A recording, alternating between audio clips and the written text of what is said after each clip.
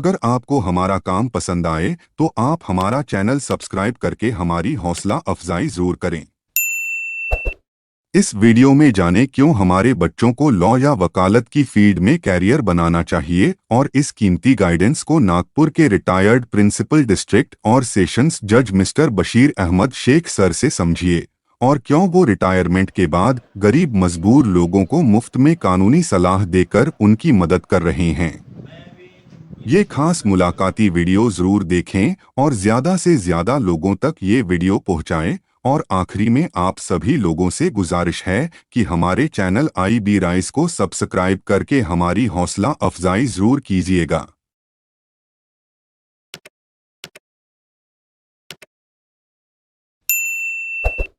CSRE के इस information guidance centre से जुड़ने और दूसरों को जोड़ने के लिए स्क्रीन पर लिखे मोबाइल नंबर पर जरूर राब्ता करें। आइए देखें ये खास मुलाकाती वीडियो। अस्सलाम वालेकुम। मेरा नाम बशीर अहमद शेख है। मैं जुडिशरी से ताल्लुक़ रखता हूँ। मेरा appointment judicial magistrate first class के तौर पर 1982 में हुआ। मैंने LLB किया, शुरू में LLM किया और उसके बाद MPSC के थ्रू मेरा ये सिलेक्शन हुआ और उसके बाद फिर प्रमोशन होते होते पहले चीफ जुडिशियल मजिस्ट्रेट, फिर उसके बाद में एडिशनल डिस्ट्रिक्ट एंड सेशन जज, फिर डिस्ट्रिक्ट एंड सेशन, फिर प्रिंसिपल डिस्ट्रिक्ट एंड सेशन जज की पोस्ट से मैं 2012 में रिटायर। गवर्नमेंट ने मेरे कामकाज को देख के फिर से मेरा रीअपॉइंट किया। रीअपॉइंटमेंट में मुझे कंज्यूमर कमीशन में, स्टेट कमीशन में नागपुर में अपॉइंटमेंट दिए। वहाँ मैं 2012 से 2019 तक काम किया। तो ये मेरा तजुर्बा है। रिटायरमेंट के बाद हमने सोचे कि चलो अब प्रैक्टिस तो नहीं करना है, लेकिन एक लोगों के लिए एक फ्री लीगल कंसल्टेंट बोल के काम करना है। तो यहाँ एक centre for social research and empowerment करके हमने एक ग्रुप रजिस्टर किए। उसमें हमारे साथ कई ऑफिसर्स है, कई वकील है, रिटायर्ड जज है। यहाँ पर हम free legal and advice centre भी एक चलाते हैं और यहाँ पर हमारा मंडे टू सैटरडे टाइम रहता है शाम में 6 से लेकर 9 बजे तक। यहाँ पर काफ़ी गरीब लोग बहुत आते हैं जिनको कुछ गाइडेंस लगता है, लीगल गाइडेंस। कोर्ट कचहरियों में फंसे हुए हैं, समझ में नहीं आता कि इससे बाहर कैसा निकला जाए। कोर्टों के चक्कर मारते मारते कई सालों से परेशान हाल है। ऐसे लोग हमारे पास आते हैं, हम उनको, वकीलों से हम बात करते हैं और भी दूसरे जो ताल्लुक़ रखते हैं चीज़ें, केसेस के ताल्लुक़ से हम उनसे बात करते हैं, समझने की कोशिश करते हैं और उनको फाइल पढ़कर उनको प्रॉपर गाइडेंस देकर, free guidance, free of cost. जैसे हर कोर्ट के अंदर भी district legal aid and advice centre होता है। लोगों को ये मालूम ही नहीं है कि सरकार ने लोगों के लिए फ्री में क्या क्या सहूलतें कोर्ट के अंदर दी है। हाई कोर्ट में, लोअर कोर्ट से लेकर taluka court, sessions court, high court, supreme court, हर जगह डिस्ट्रिक्ट पे डिस्ट्रिक्ट लेवल का, हाई कोर्ट में स्टेट लेवल का, सुप्रीम कोर्ट में सेंटर के लेवल के ऐसे सेंटर्स कायम है। जैसा हमने यहाँ प्राइवेट हमारे तौर से शुरू करे, वहाँ पर भी अगर आप जाएंगे तो आपको सब चीज़ें फ्री में मिलती है। वकील की ज़रूरत है तो वकील मिलता है और केसेस के ताल्लुक से भी बहुत कुछ हेल्प वहाँ पे मिलती है गरीबों के लिए। तो ये वही हमने उससे इंस्पायर होकर हमने यहाँ पर भी हमारे ये जाफरनगर के नागपुर के एरिया में लीगल एड सेंटर कायम किया है। यहाँ पर भी उसी तरीके का हम काम कर रहे हैं तकरीबन 3 साल से।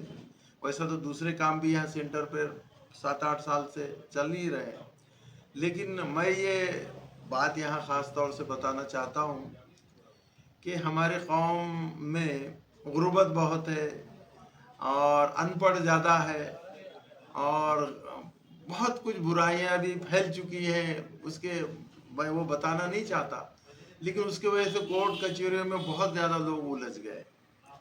तो अब ज़रूरत अच्छे वकीलों की, वकील तो काफ़ी है, आप अगर अदालत में जाएंगे तो बहुत वकील मिल जाएंगे आपको, लेकिन जो अच्छे वकील, वेल स्टडीड वकील, तैयारी के साथ गए हुए वकील, मेरिट पे लड़ने वाले वकील की क्योंकि मैं अपने तजुर्बे के साथ कह रहा हूँ कि बहुत कम ऐसे हमने कोर्ट्स के अंदर जब हम जज की कुर्सी पे बैठ के काम करते हैं तो बहुत कम वकील हमको ऐसे नजर आए जो वाकई वकील कहलाने के लायक है और इंसाफ दिलाने के लिए लायक है। बहुत बस वकील तो ऐसे वकीलों को हमारे कौम में ज़रूरत है जो अच्छी तरह से लॉ की स्टडी करके आए और लॉ पास करके आए और उसके बाद कोर्ट के अंदर भी जाने से पहले अच्छी स्टडी करके आगे जाए। तो ये चीज़ें एक तो बताना चाह रहा था। दूसरी जो हमारे कौम को ज़रूरत है कि हमारे पास जो हमारा रिप्रेजेंटेशन होना चाहिए जुडिशरी में, सरकारी वकील नहीं है हमारे पास। अगर सरकारी वकील के लिए देखा जाए तो एक आध दूसरा इतने हमारे नागपुर में मुस्लिम सरकारी वकील दिखेगा। जजेस बहुत कम है मुसलमानों में। उसके वकील तो है मुसलमान बहुत, लेकिन अच्छे वकील अगर बनेंगे तो जुडिशरी में भी एंट्री के लिए बहुत आसान है। अगर एमपीएससी से आप देखें कंपैरिजन में, कलेक्टर बनना, तहसीलदार बनना ये बहुत ज़्यादा मुश्किल है क्योंकि उसमें बहुत ज़्यादा कंपटीशन है। लेकिन जुडिशरी के अंदर अगर आपको एंट्री लेना है, जज बनना है, सरकारी वकील बनना है, तो इतना कंपटीशन नहीं है जितना उसके कंपैरिजन में दूसरे तरफ है। तो अच्छे अगर वकील हमारे पास आएंगे तो अच्छे जज भी बनेंगे। तो इसीलिए पहले मेहनत जरूरी है इसमें। आमतौर से वकील क्या चाहते हैं कि भाई थोड़ा बहुत पढ़कर अपना पैसे कैसे बनते हैं उसके ऊपर, और पैसे कमाने के चक्कर में वो मेरिट खो देते। तो जरूरी हमने देखे कुछ वकील जूनियर ऐसे भी है लेकिन बहुत मेहनत करके आते, साल 2 साल 3 साल में ऐसी मेहनत करके आगे बढ़ जाते हैं, ऐसा लगता है कि ये तो बहुत सीनियरों को पीछे छोड़ दी। तो अच्छा वकील अच्छी तरक्की के लिए जरूरी है कि मेहनत मेहनत एक एक मिनट उसका कीमती रहता है। तो हमारे कौम के जो लड़के हैं खासकर 12th से अगर वो इस उम्मीद के साथ, इस होप के साथ और एम और ऑब्जेक्ट और अपना मोटो लगाए कि हमको वकील बनना है, जज बनना है, तो ये फील्ड मुझे मेरे लिए मेरे ख्याल से आसान है। थोड़ा सा इसमें कैसा सब्र करना पड़ता है क्योंकि वकालत में जब एंट्री होती है तो इतनी जल्दी आमदनी का शुरू में नहीं होती है, लेकिन अगर आप में कॉन्फिडेंस है, आप में आगे बढ़ने की चाहत है, मेहनत है, लगन है, तो फिर मैं ऐसे वकीलों को कोई आगे बढ़ने से नहीं रोक सकता।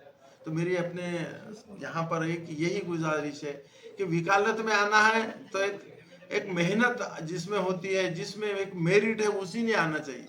बाकी आम अगर आप वकील अगर बनकर आएंगे तो जहां से शुरुआत करें रिटायरमेंट का आपका एज तक वहीं पे रहेंगे। हमने कई वकील ऐसे देखे हैं जो शुरू से जो चीज लेवल थी आखिर तक वही लेवल ली, उसके कई वजूहत हैं। लेकिन कुछ वकील ऐसे हैं जो 5 साल के बाद इतनी चमक गए, इतने आगे बढ़ गए और अपने कौम की खिदमत की। और दूसरी बात मैं ये बताना चाहता हूँ कि अपने कौम की खिदमत के जज्बा भी वकीलों में रहना चाहिए।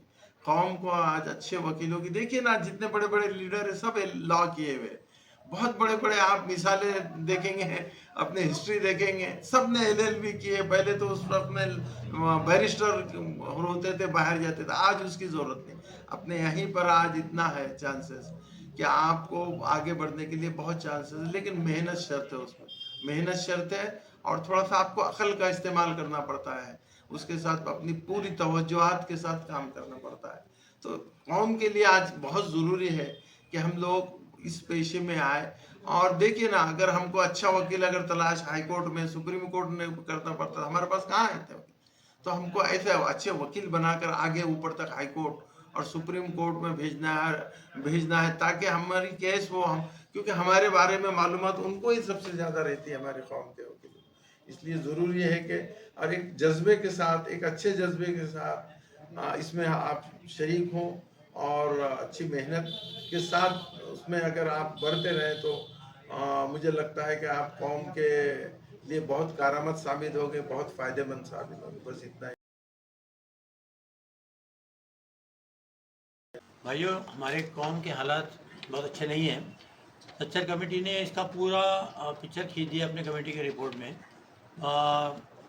एजुकेशनली और सरकारी नौकरियों के प्रपोर्शन के हिसाब से कौम बहुत पीछे है, इसलिए इस पर बहुत ज़्यादा काम करने की ज़रूरत है।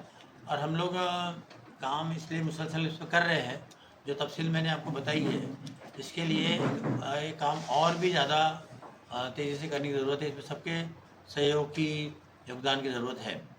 आपको लगता है कि हमारा ये काम जो है कौम के लिए ज़रूरी है और पिछड़े हुए समाज को आगे ले जाने के लिए बहुत ज़रूरी है, तो आप सबका ताउन इसमें मिलना ज़रूरी है। तो आप ताउन कर सकते हैं माली या खुद के वॉलंटरी सर्विसेज से भी कर सकते हैं, जिसको हमारे पूरा जो तंजीम का काम चलता है ये डोनेशन पे चलता है। हम खुद अपने पर्सनली डोनेट करते हैं, मंथली हमारे सब्सक्राइबर्स हैं, डोनर्स हैं, और रमज़ान में ज़कात और सदक़ात, अतियात ये हम लोग सब एक्सेप्ट करते हैं। तो आप इस तंजीम को, इस काम को अपने सदक़ात, ज़कात के और अतियात से मदद कर सकते हैं। हमारा बैंक अकाउंट नंबर हम यहाँ दे रहे हैं और मैं आपको डिक्टेट भी करूँगा, तो नंबर आप नोट कर लें। उस नंबर पर, उस बैंक अकाउंट पर आप सीधा आपके ताउन जो है वो ट्रांसफ़र कर सकते हैं। हमारा बैंक अकाउंट है स्टेट बैंक ऑफ इंडिया में और उसका नंबर है 36957091,846। फिर से मैं रिपीट करता हूँ, 36957091,846। ये स्टेट बैंक ऑफ इंडिया का नंबर है। ब्रांच हमारी मानकापुर की है। इसमें आप अकाउंट ट्रांसफ़र कर सकते हैं। QR कोड से ट्रांसफ़र करने के पहले अकाउंट नंबर चेक कर ले, ज़्यादा अच्छा होगा। दूसरी बात यह है कि जो मैंने कुछ तफसील हमारे कामों की दी है और वो इस वीडियो में आ गई है ज़्यादातर, तो आपसे मुदवना गुजारिश है कि इस वीडियो को ज़्यादा से ज़्यादा आप इसको ज़रूरतमंद तक फैलाएं। और ये जो हमारा चैनल है IB राइस का, इसको सब्सक्राइब करें, ज़्यादा से ज़्यादा इसको पॉपुलराइज करें और लाइक करें वीडियो को। इस बहाने भी हमारी मदद आप कर सकते हैं। ठीक है, शुक्रिया।